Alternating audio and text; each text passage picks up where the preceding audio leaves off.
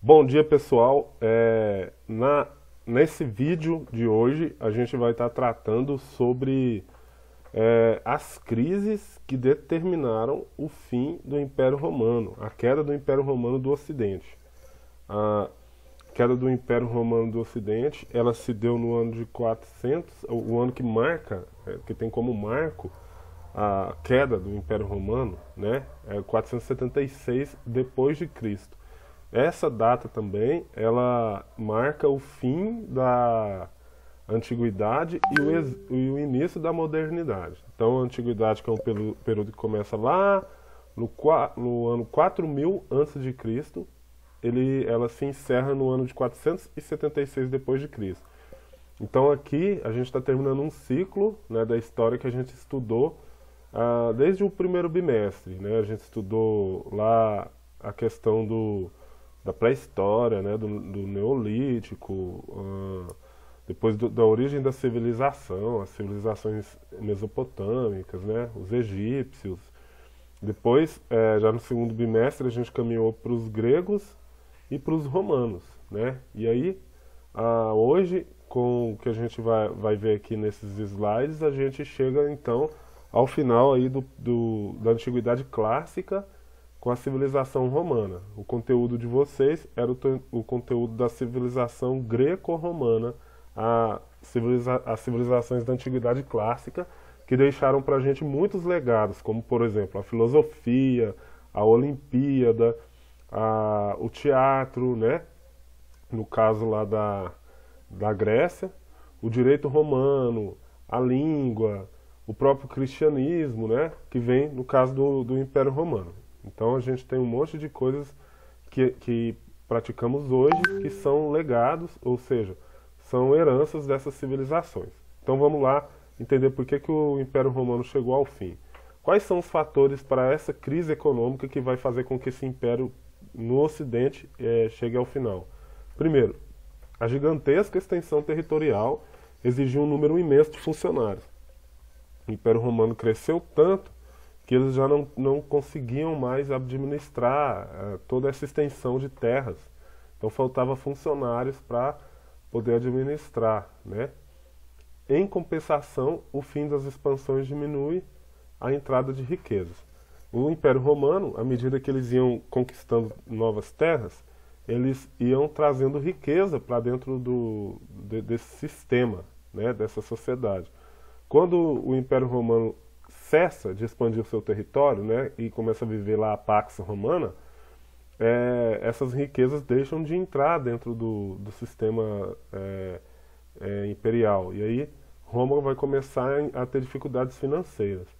Terceiro, o alto custo de manutenção criava a necessidade de aumento dos impostos provinciais, o que causou inúmeras revoltas. Então, em contrapartida, por conta de ter muitos funcionários, né, pela necessidade de manter tudo funcionando, eles precisavam de muito dinheiro para manter isso funcionando.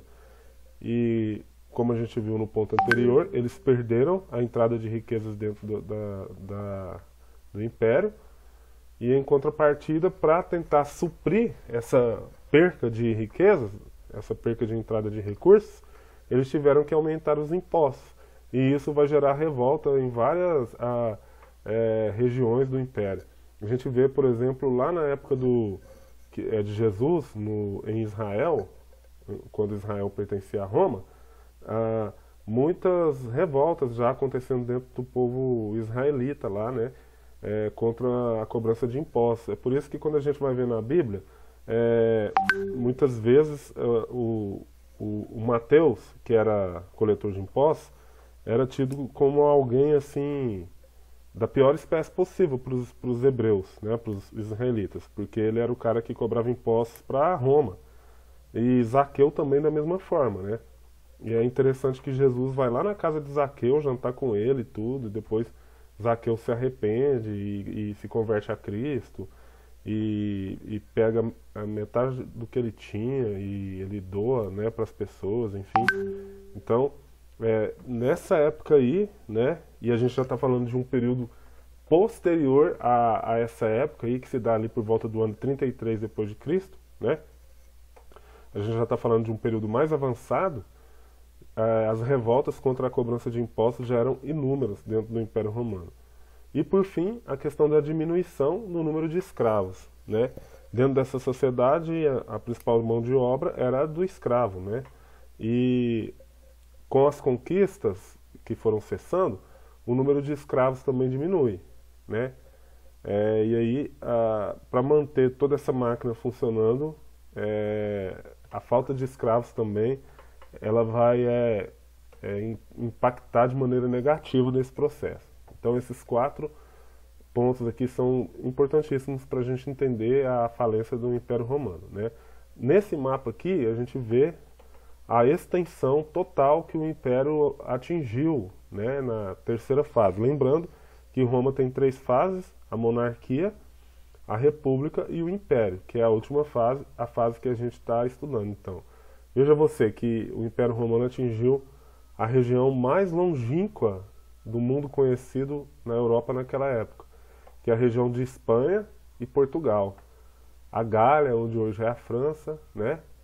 A região dos Alpes, atingindo a Germânia, né? Onde hoje é a Alemanha, a Macedônia, né?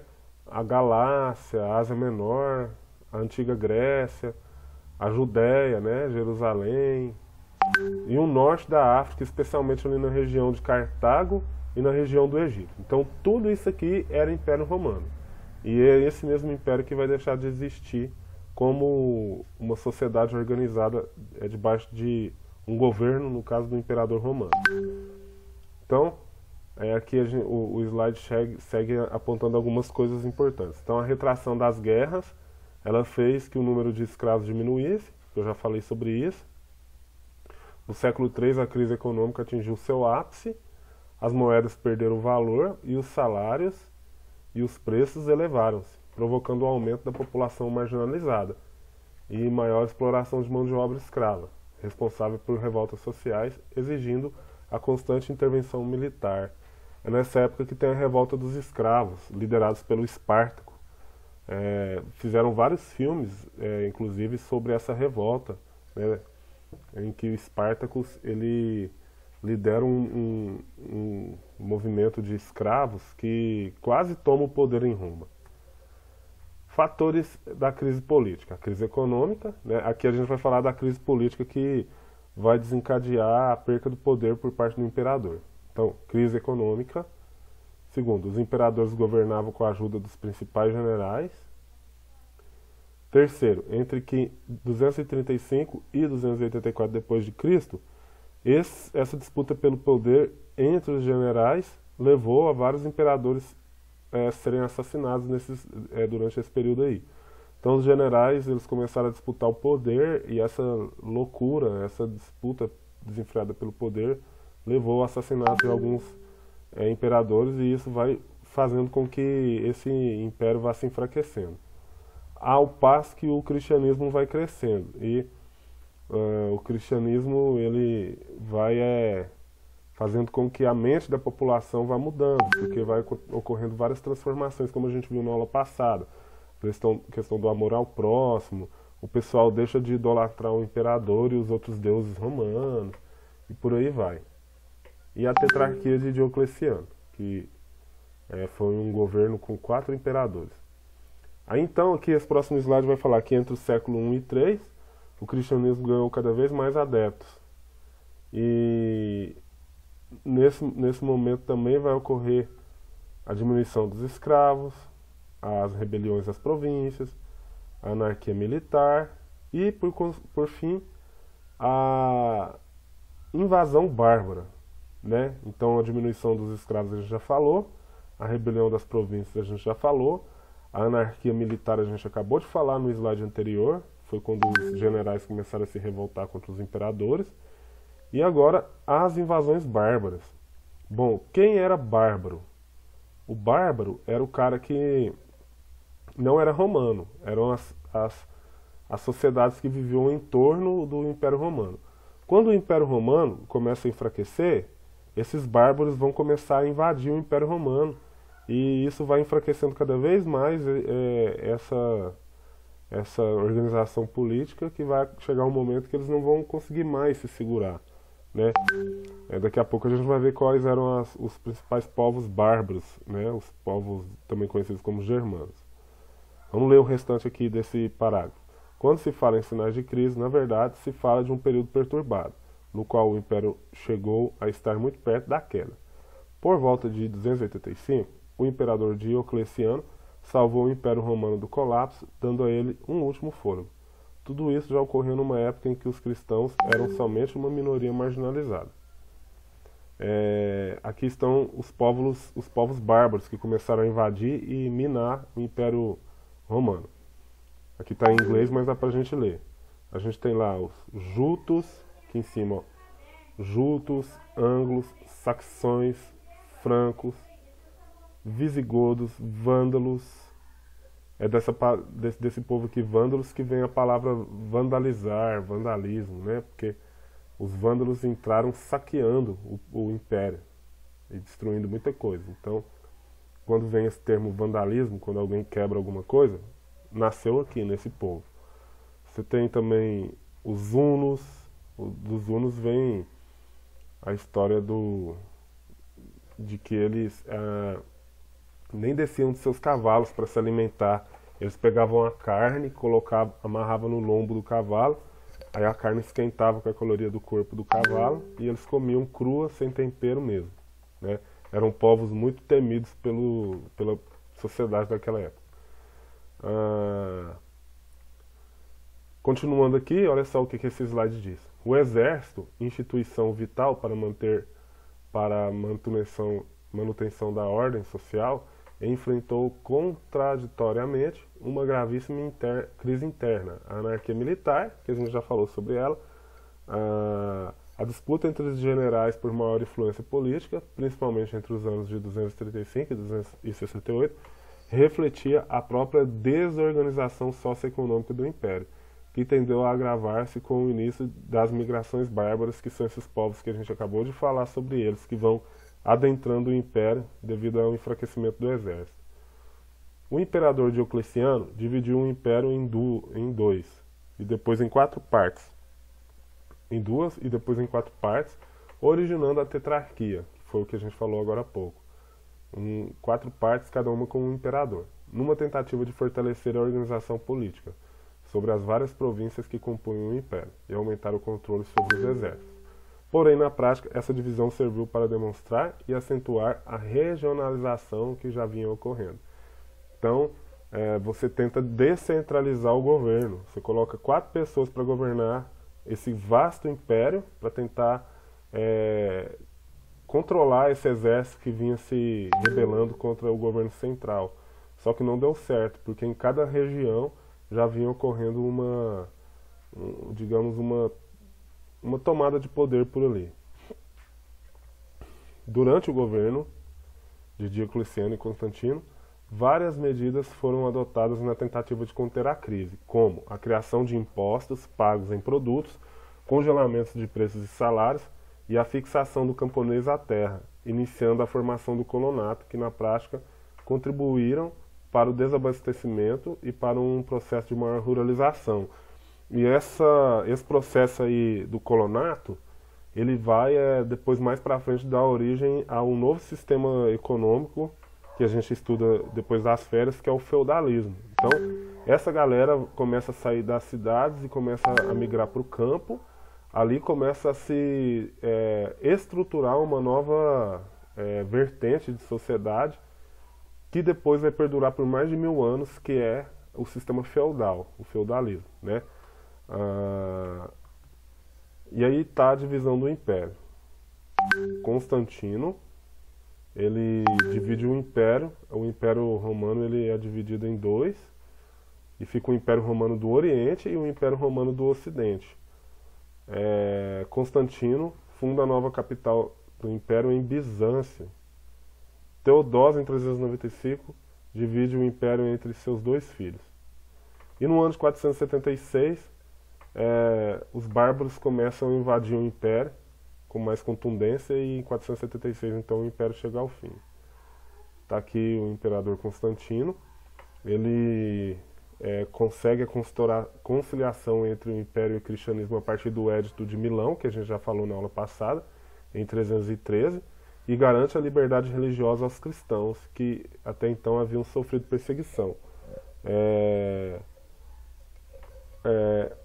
E naquele momento representava uma possibilidade de justificativa ao poder centralizado. Então, quando é permitida a liberdade de culto aos cristãos, essa liberdade religiosa, já é um momento que tem muito cristão no Império. Então, dessa forma, você vai conseguir mais apoio para o seu governo, né? Então, o Constantino ele vê essa jogada aí, em meio a todas essas dificuldades que o Império está enfrentando, o Constantino vê nos cristãos um ponto de conciliação, né? De trazer o povo para debaixo do seu governo, para que o povo consiga seguir o imperador, uma vez que isso já não estava acontecendo mais. Ainda serviria para frear a revolta dos pobres e escravos, já que a doutrina cristã reforça a esperança de uma vida digna no reino de Deus. A nova religião ganhou força maior durante o governo de Teodósio, quando, através do Edito de Tessalônica, o cristianismo foi considerado como religião oficial do Império.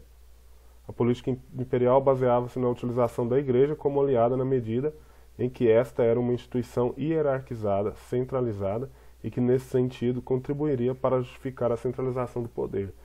Então, depois do Constantino, vem o Teodósio, que se converte ao cristianismo e torna o cristianismo a religião oficial do Império Romano.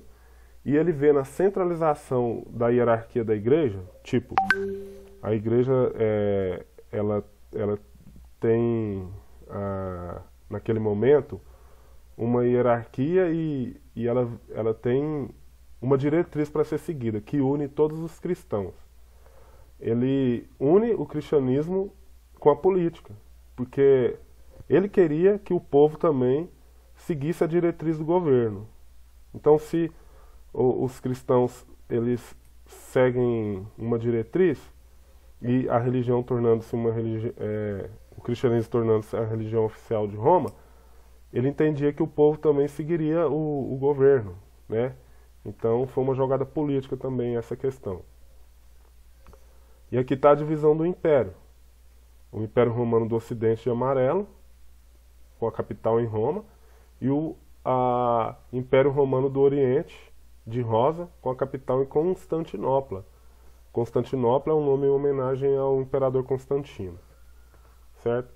Aí vem a parte das migrações bárbaras, né? Os bárbaros vão invadindo o Império. E a gente tem aí, nesse outro mapa aqui, do ano 378 até o ano 439, as várias invasões. Você tem na legenda aí os anos em que elas foram ocorrendo. Os visigodos vieram primeiro ali, de 357 a 382. Depois, novamente, uma nova onda de invasões visigodas, de 395 a 410. Ainda de 412 a 418, mais uma onda de invasão visigodas. Depois vieram os vândalos, né, os hunos, e assim sucessivamente. E a gente tem também na legenda a parte onde ocorreram grandes batalhas entre romanos e bárbaros, né? E por esse motivo o Império Romano chegou ao final, né? O último slide aqui diz o seguinte: podemos perceber que nesse período de agonia final do Império Romano do Ocidente, características que irão sobreviver e que estarão presentes na Idade Média, fazendo parte da estrutura feudal, como o trabalho do colono, que eu já havia comentado, e a organização das vilae, que servirão de modelo para o trabalho servil e para a organização do feudo, assim como o cristianismo. Olha, voltando aqui na vilae. A gente tem na vila aí uma divisão do trabalho, né, que a gente pode ver aqui, os trabalhadores ali trabalhando ali na lavoura e tal. Tem uma casa grande onde as pessoas de maior renda vivem, enfim, e isso vai depois vai se refletir lá no feudalismo, né, que a gente vai estudar no terceiro bimestre, ok? Então era isso, galera. Obrigado por sua atenção e até a próxima.